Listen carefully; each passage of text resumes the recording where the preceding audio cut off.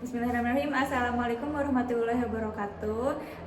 Di sini kami akan mempresentasikan mengenai hasil dari sintesis pembuatan hidroksiapatit dari green template dengan menggunakan limbah cangkang telur, dengan anggotakan saya sendiri Aisyah Rahayu sebagai moderator, dan juga Siti Nurina, Gevira Azikra, Naswa Hailena, dan Fatimah Jahratunisa.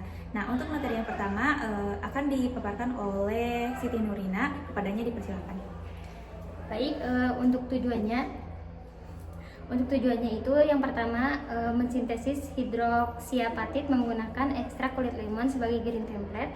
Kemudian yang kedua mengkarakterisasi hasil sintesis hidroksiapatit secara fisik dan juga kimia. Dan yang terakhir menganalisis pengaruh penggunaan kulit jeruk lemon terhadap sifat hidroksiapatit yang dihasilkan. Cukup sekian dari saya kembalikan lagi kepada moderator. Baik, terima kasih Siti Nurina.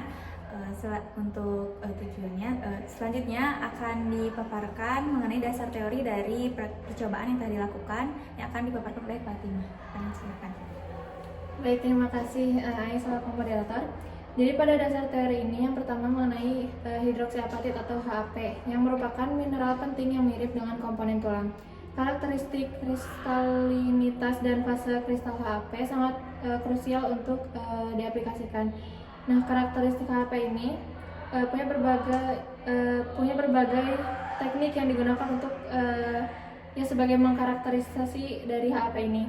Yang pertama ada XRD, yaitu berfungsi untuk mengidentifikasi kristalinitas dan fase kristal dengan puncak utama HAP pada 2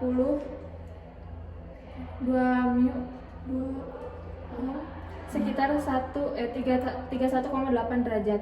Lalu ada SEM yang berfungsi dalam mengamati morfologi permukaan dan ukuran partikel HAP yang dapat berbentuk granular, batang atau plat.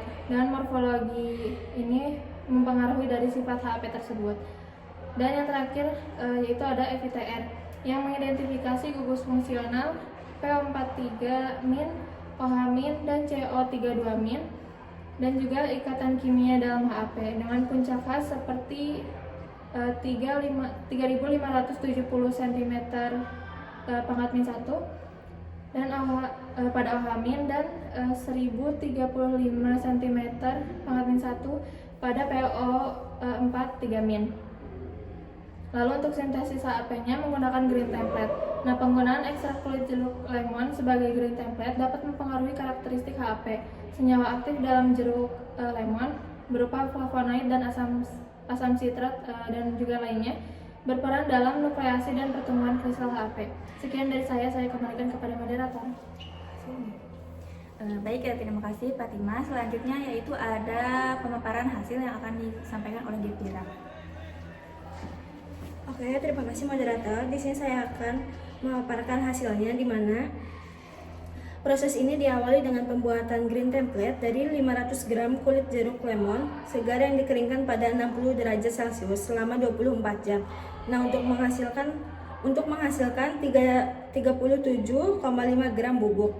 Nah, bubuk ini kemudian dipanaskan dalam 250 ml air selama 10 menit dan menghasilkan filtrat template. Nah, secara paralel 200 gram cangkang telur ayam dikalinasi pada 1000 derajat Celcius selama 6 jam untuk mendapatkan serbuk kalsium. Oksida larutan prekursor dibuat dengan melarutkan 2,5 gram CaO dalam 100 ml aquades dan 3,9 gram di amonium hidrogen fosfat dalam 150 ml aquades. Nah, untuk sistem HAP itu larutan CaO, asam fosfat, dan 5 ml green template dicampur. Lalu setelah mengadukan 1 jam, pH diatur ke 10 dengan NaOH 1 mol. Kemudian diaduk 30 menit dan didiamkan 24 jam hingga terbentuk endapan. Nah, endapan ini disaring dan dikeringkan pada 100 derajat Celcius selama 2 jam dan menghasilkan bubuk hidroksiapatit yang berwarna putih. Mungkin cukup sekian, kembalikan lagi kepada moderator. Baik, terima kasih pada Gevira. Selanjutnya itu pembahasan terakhir, yaitu akan dijelaskan oleh Naswa. Silakan. Baik, terima kasih kepada moderator. Untuk pembahasan yang pertama ada penggunaan ekstrak jeruk lemon yang memiliki fungsi sebagai template alami yang mengatur proses pembentukan dan pertumbuhan kristal hidroksiapatit atau HAP berkat kandungan senyawa aktif seperti flavonoid dan asam sitrat di dalamnya. Hasil analisis FTIR mengonfirmasi terbentuknya fasa hidroksiapatit yang ditandai dengan teridentifikasinya puncak serapan dominan dari gugus fosfat dan hidroksil yang merupakan karakteristik senyawa anorganik HAP. Meskipun demikian, masih terdeteksi adanya pita serapan dari gugus rangkap CO yang mengindikasikan adanya residu senyawa organik yang berasal dari ekstrak kulit jeruk lemon yang tidak sepenuhnya hilang selama proses sintesis. Berdasarkan analisis XRD, pola difraksi yang dihasilkan sesuai dengan fasa standar hidroksiapatit. Munculnya puncak-puncak yang tajam dan intensitas yang tinggi menandakan bahwa serbuk HAP yang disintesis memiliki tingkat kristalinitas yang tinggi.